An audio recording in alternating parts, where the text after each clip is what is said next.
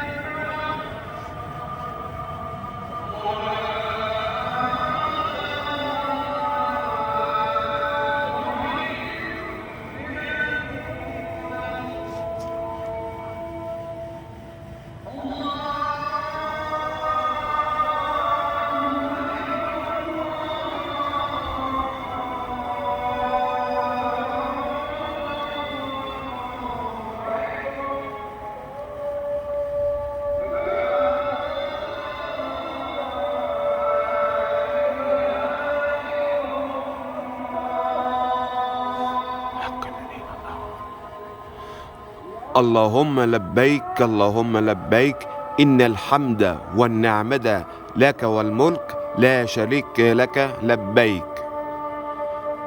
أذان الفجر ليوم 9 من ذي الحجة. يا رب تقبل منا يا رب، واجعلنا مقبولين عندك إلى يوم الدين. كل سنة كل عام وحضرتكم بخير وبصحة وبطيبة. شكرا، أخوكم في الله حاتم أبو عيسى.